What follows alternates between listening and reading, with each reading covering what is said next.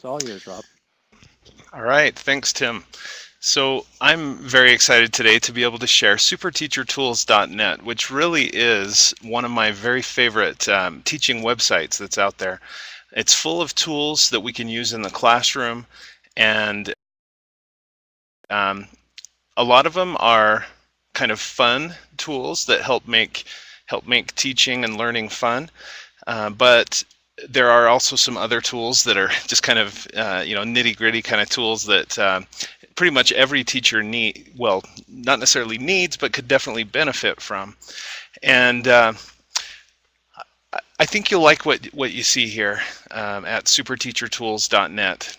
Now, I've as it says here on the screen, there's ways that you can spread the word or kind of follow superteachertools.net, and I've done that. And the sense that I get from the person that developed this is that he's a teacher. It sure seems like he's a classroom teacher, and that he developed these tools with his own students in mind, and just decided to make them available to teachers all over the world. Now, I've been using this site and showing it in some of my classes and presentations for the last 6 years or so.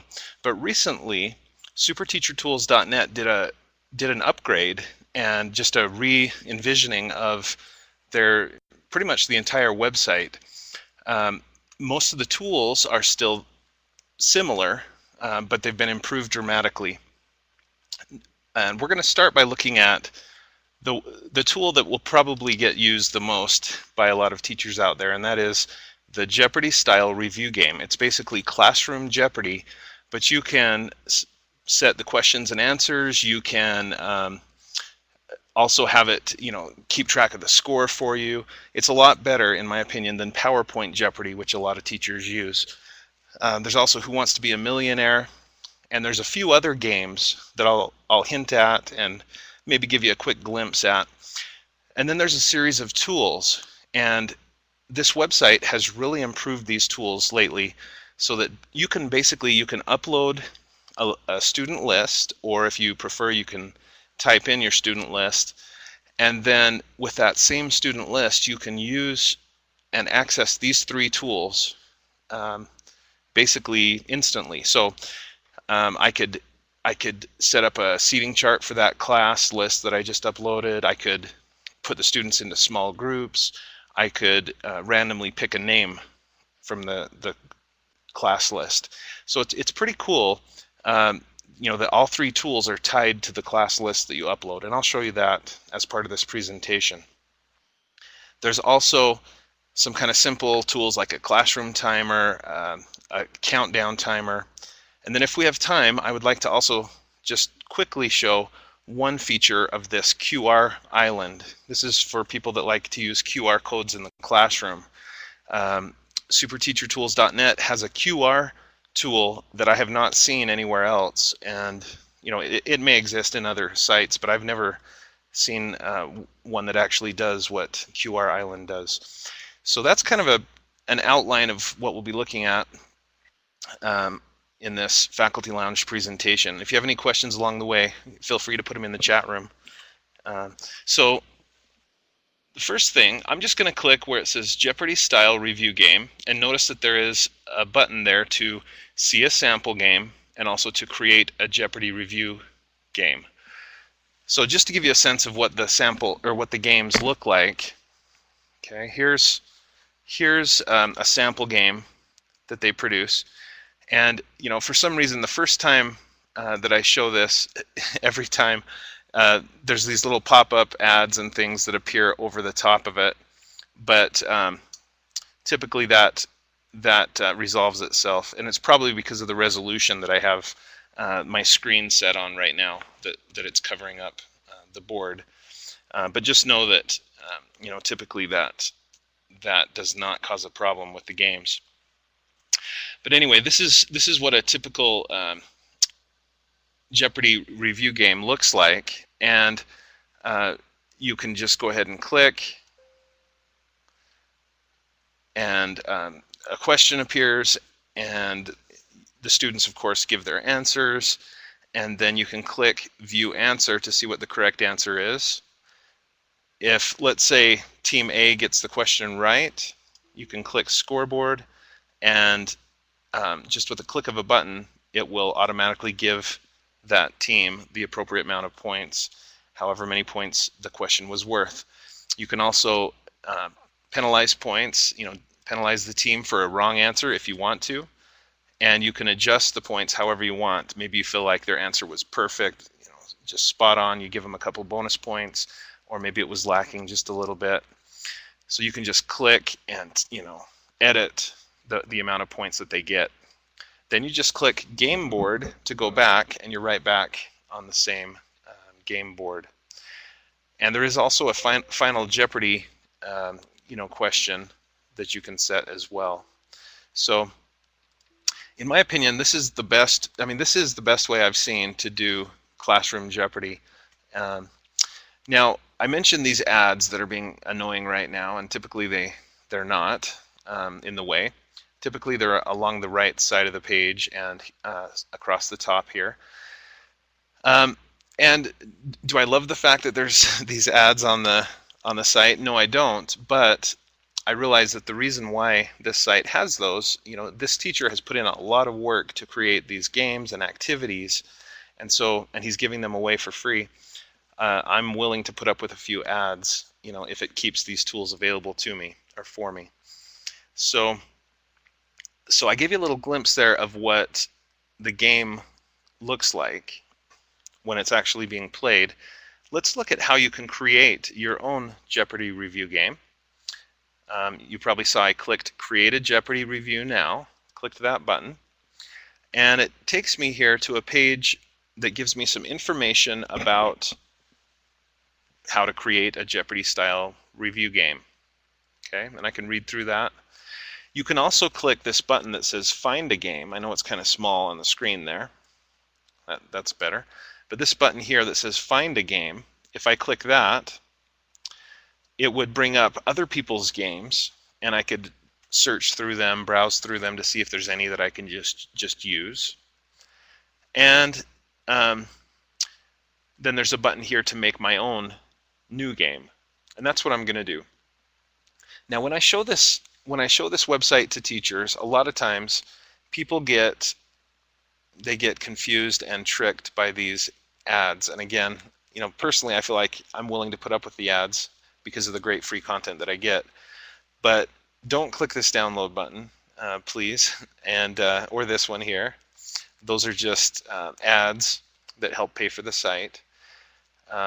The button to look for here is Make a New Game Now. And there's also a larger button at the bottom that says Make a Game. That also works. So that's what you want to look for, is one of those two options. So I just clicked Make a Game. And I'm just going to name this game. Let's say in my Spanish class, I want to make a quiz activity, a Jeopardy quiz, basically, on the Spanish animals vocabulary. And so I just type in the name of the game and who made the game.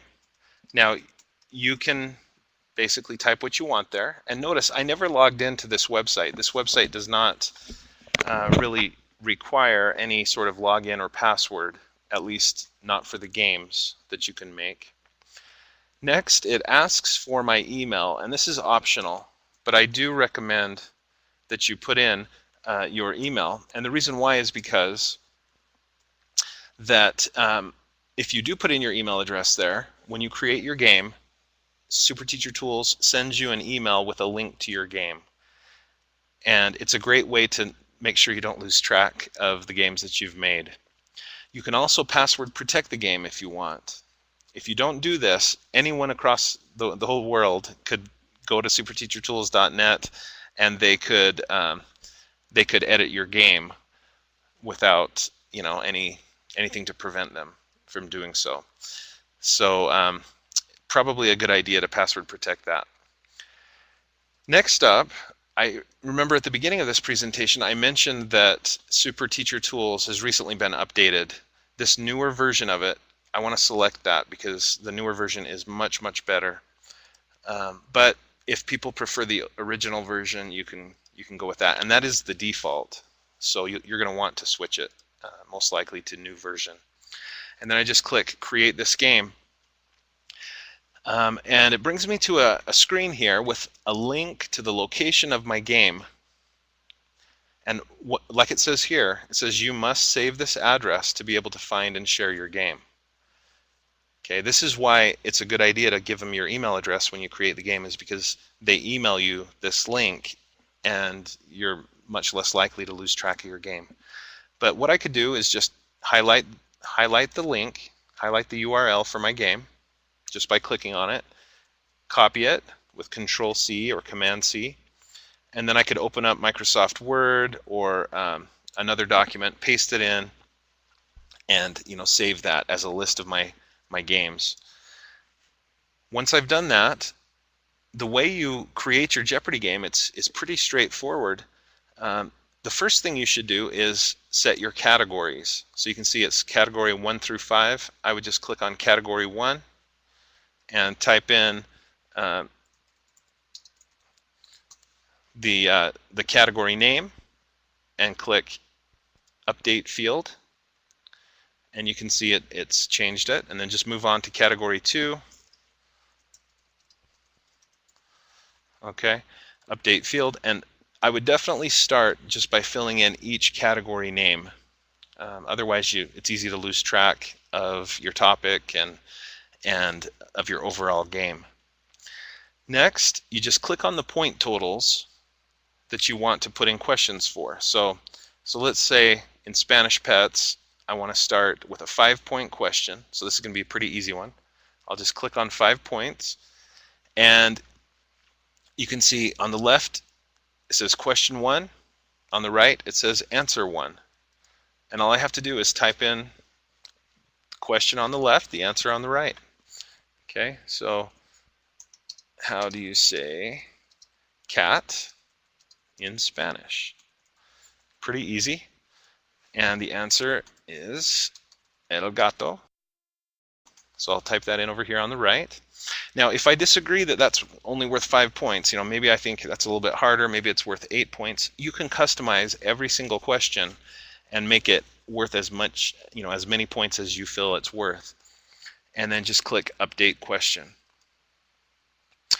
And now you can see that question that I just filled in, it comes in a different color. It's blue instead of black, indicating that question is done, it's ready to go, and I can move on to another one.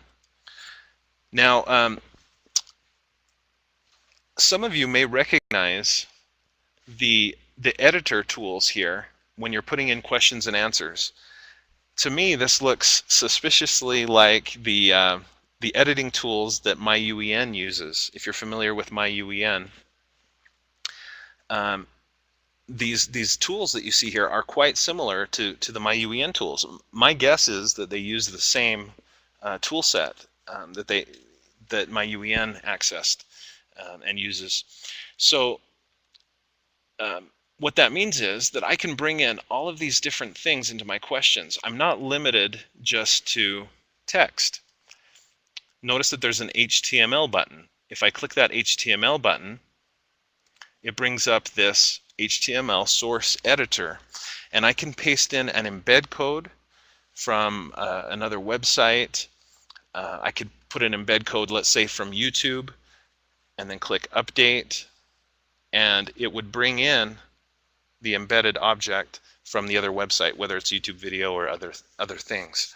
So that's another thing I like about this updated version of Super Teacher Tools is it's not anymore just text.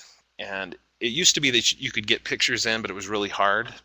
But now with the update, you can put in videos and you can put in other things using this HTML button.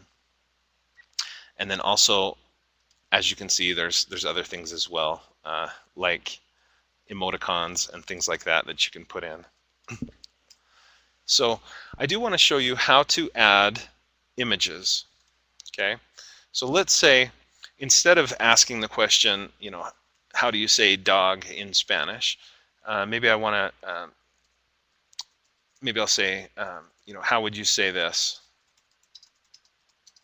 or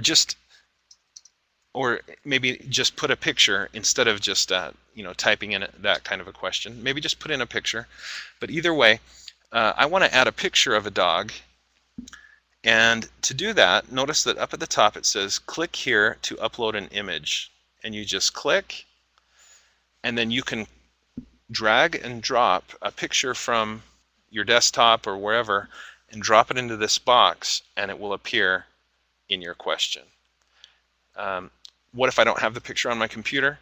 Well, I could just go to Google Images or Bing Images or wherever you want to go to get your pictures. I'll just type in dog and images, and I can make sure it's labeled for reuse. Okay, so now with this picture, I'll just view the image, save image to my desktop, and now I can browse for that image.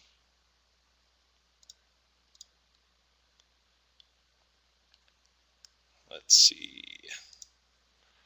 Okay. And let's see, where did that go? So once I get the image, and I'll just grab one of these instead. Okay, once I grab the image, it does take a little while to upload it, and then it puts it, in this case, on the left side where it says where the question goes. And the reason why it went there instead of to the right side is because that's where my cursor was. My cursor was at the left. Now I can resize the image just by grabbing the corner and resize it. I know that's not a picture of a dog, but that'll have to do. So I'll put in the answer and click Update Question. And I would just continue to do this, just clicking on each question and building it, putting in pictures, putting in videos, whatever I want to.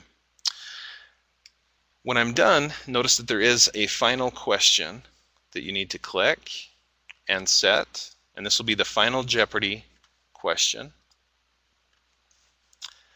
And then when you're done, you can click Save Game File. Now, some of you may be thinking, well, this is kind of a lot of work, and it is definitely to put in 25 questions and answers. Might take an hour, if you're really thinking it through. But if you need to stop and come back and work on it later, it is okay to save the game file, and then as long as you remember your password, you'll be able to go to that link that it generated at the beginning of the process of building this Jeopardy game. You'll be able to click the link, put in your password, and continue to build your game. So I'm going to click Play This Game up at the top. You'll notice across the top of the screen here, there's different options. Okay, you can share the game. You can play this game. You can download the game. I would say right now that's not worth doing. There's really not a lot you can do once you download it. It doesn't play. It just downloads a text file, basically, of your questions and answers. But let's just click Play This Game and realize that it's not anywhere close to done. But there's my game, and when I click on it, have the students try to answer, there's my question, there's my answer, and this game is ready to be played. If you pretend that all 25 questions are set. The one with the picture, you can see the picture comes in, and it's small because I shrank it down. Okay, so this is a huge improvement over the way that Super Teacher Tools used to work, especially with the images. But even then, even before, it was a very worthwhile tool. So that's really the basics of creating a game using Super Teacher Tools Jeopardy review game. But well, before we move on, I want to show you that in addition to Jeopardy review games, all of the games, all of the question and answer sets that you build for Super Teacher Tools can also be played in another way. Notice that here in the upper left corner, it says play this game in speed match. Okay, and if I click that, it loads all the same questions and answers into a different activity. Okay, this is a speed match activity where I'm supposed to match up the questions and the answers by clicking and dragging and dropping them on the right questions. So, for example, what does RAM stand for? And I would just look for the right answer, random access memory, and drop that in, and it matched up. Let's see. So it's basically a speed match activity where you try to match the questions to the answers. So I like that you build one activity and you can play it two different ways. So let's look next at, just real quick, at Who Wants to Be a Millionaire. Okay. Now all of these games, all these activities do have sound. You're not hearing the sound, I'm sure, just because of how I'm presenting, using Adobe Connect. But if you were playing these games live on your computer, there would be audio to go along with them. So you can see this is the Who Wants to Be a Millionaire format, and it works just like the game show.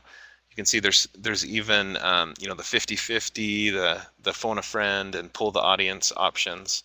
It's kind of fun. Now, while I'm just briefly discussing this aspect of Super Teacher Tools, if all of these ads and things are bothering you, like they sometimes bother me, all you have to do is hold Control on a PC or Command on a Mac, and then tap the plus sign. And you can see you can resize the screen so that it pretty much fills the screen, and your students don't have to be distracted by the ads that appear. So that's a little tip that a lot of teachers use. Now, to build a Who Wants to Be a Millionaire, it's pretty similar to really to the way you build a class Jeopardy game. Okay, so you just click Create a Millionaire Review Game, and look for this button, Make a New Game, and then you can go ahead and build the game. I'm going to go back and focus next on these tools. There's 3 wonderful tools that are kind of linked together: the seating chart maker, the group maker, and the random name generator. These aren't games, but they're 3 great tools that are built into superteachertools.net. And if you click on one of these, it takes you to a page where you're supposed to set up your instant classroom. Okay, you create a group, and then you type in or upload student names, and of course you could abbreviate their last name or do whatever you want to do as you're putting their names in.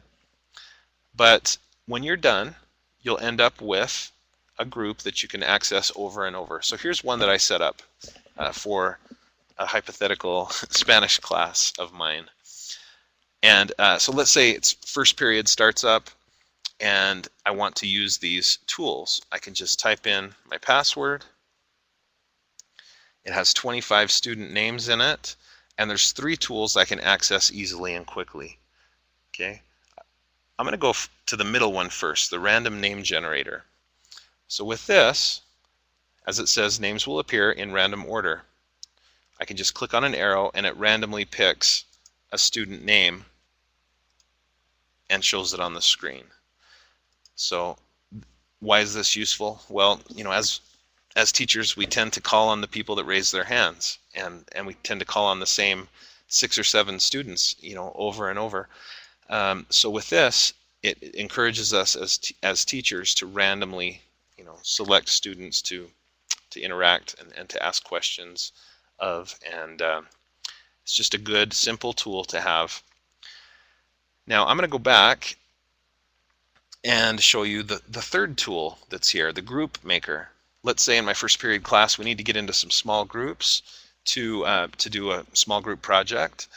When I was teaching junior high school, we did lots of small group projects, and there was always moaning about, oh, I don't want to be in so-and-so's group, and I want to be with my friend's group, that kind of thing. And so it was always kind of a hassle to get them into their groups. Well, with this, you can blame it on the computer. Okay, the computer will either put the students into a certain number of groups, or so that would be this one here. Let's say you need 5 groups. You just select 5 groups. Or maybe you want groups of 3. Then you select this, how many in a group? 3 per group. Okay, so I'm going to go with how many groups? 5 groups. And I'll click Create Groups. And that same list of names that I uploaded into the system gets randomly put into groups, so that there's no complaining, no arguing. The computer decided that these would be the groups. And so I like that tool a lot. The third tool that's part of this instant classroom is, well, it's actually the first tool that they list, but it's the seating chart maker. Okay, and you just click it, and it randomly puts your student names into an order there on the screen. Now, this isn't the perfect tool by any means, but you can reorder it. Let's say that certain people just can't sit by each other. You can rearrange. You can also add empty desks. Okay, a lot of times, not every desk is filled, and so you can add empty desks to kind of fill in the gaps. Okay.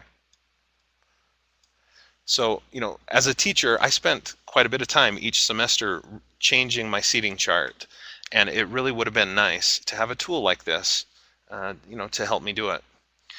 When you're done, you can print the layout, and you can even add photos. Okay, you can add photos to your to the names, so that not only are there names, but there's pictures along with them to help you learn the students' names. It's also great for when you have substitutes. So that's a nice additional tool that superteachertools.net provides for you. The others, you can kind of check them out on your own. Most of them are pretty straightforward, like the timers. If you want to give your students, a couple of minutes to finish up their small group work, okay,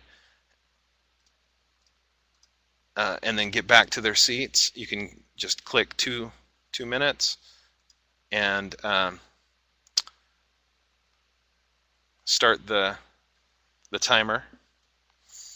Okay, so that's a pretty simple tool that a lot of teachers can use. There's also a countdown to a certain date, basically, or a countdown even just within the classroom. Well, we're just about out of time, so let me just quickly mention the last tool, and this is one that I'm pretty excited about, and that is the QR Island. If you click Make a QR code, it takes you to Super Teacher Tools QR Island website, and if you click I want to make a QR code, it's got some pretty standard tools here for making a link, a QR code that, if it's scanned, will link you to a website. But what I really like about this is they've figured out a way to have a QR code that shows an image. And I'm not aware of other websites that do this, but basically you can choose a file for a picture and upload it, and it generates a QR code that, when scanned, will show that image. And it looks like I picked a bad picture, or a picture that was too big. but I've tried this many times, and that's the first time it's failed. But another option here with the QR Island is that you can create a page. You actually can create basically a web page that will generate a QR code. So those are some tools that I'm excited about exploring in the future and using them in my classes. So if there are any questions, please put them in the chat there. But if not, I think we'll just end there. Like I said, I'm really a big fan of Super Teacher Tools. You can tell it's not the most polished site. I mean, it's probably not created by a team of professional, programmers, but the tools that it has are very practical, very useful on a day-to-day basis in the classroom. So thanks for tuning in, and I hope you'll check out superteachertools.net.